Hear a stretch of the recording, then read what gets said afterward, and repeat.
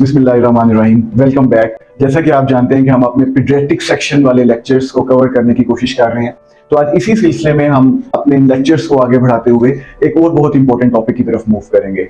और ये टॉपिक बहुत ही ज़्यादा कॉमन है। बहुत ही ज़्यादा पेरेंट्स हमारे पास बच्चों को लेके इन प्रॉब्लम्स के साथ आते हैं और वो बताते हैं कि वो इसकी वजह से बच्चे की भी लाइफ डिस्टर्ब है, पेरेंट्स की भी लाइफ डिस्टर्ब है, और एक ये सोशल डायलेमा सा बन जाता है जिसकी वजह से बच्चे साइकोलॉजिकली भी बड़े मुतासिर होते हैं। And this is nocturnal enuresis.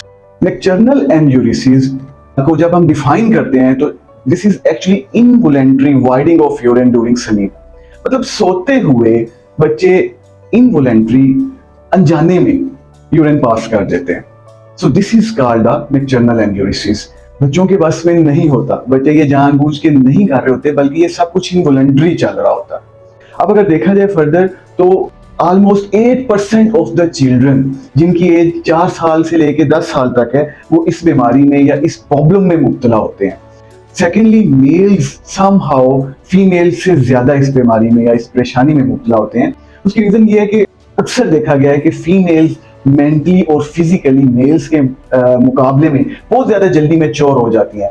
सो इस सूरत हाल में भी ऐसा ही है कि जो बच्चियां हैं वो लड़कों या बच्चों की निस्बत यूरिन को कंट्रोल करने में, बाथरूम ट्रेनिंग में लड़कों से ज्यादा बहुत जल्दी ज्यादा मैच्योर हो जाती है। तो इनमें नॉकटर्नल एन्यूरिसिस बहुत ही कम देखी गई है।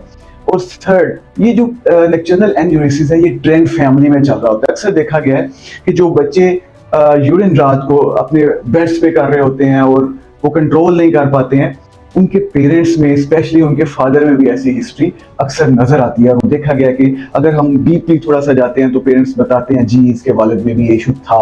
और फोर्थली, जो सबसे इंपॉर्टेंट बात है, ये एक इमोशनल स्ट्रेस है बच्चे के लिए भी और पेरेंट्स के लिए भी। अब हम फर्दर इसकी डिटेल्स में जाते हैं। इसको हम फर्दर 2 कैटेगरीज में डिवाइड करते हैं, first primary and second secondary.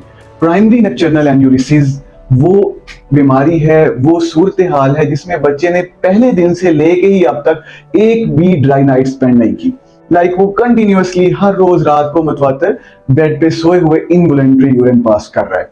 जबकि सेकेंडरी जो है उसमें बच्चे की हिस्ट्री होती है कि उस पहले वो यूरिन करता था, लेकिन समहाउ विद सम मेडिसिन या बिहेवियरल चेंजेस से या कैसे भी बच्चा 6 महीने के लिए ड्राई नाइट स्पेंड करता है और उसके बाद से दोबारा से वो बेड वेटिंग या यूरिन स्टार्ट करना शुरू कर देता है। तो this is called the secondary. Primary की तो कोई रीजन नहीं होती, लेकिन जब सेकेंडरी नॉकटर्नल एन्यूरिसिस के पेशेंट्स हमारे पास आते हैं तो हम जरूर उसकी कॉज को रूल आउट करना चाहते हैं, क्योंकि इसमें कुछ पैथोलॉजी इन्वॉल्व हो सकती है। It may be due to emotional stress, it may be due to urinary tract infections, मतलब गुर्दों की, पेशाब की नालियों की, मसाने की इन्फेक्शन की वजह से हो सकता है। It may be due to constipation.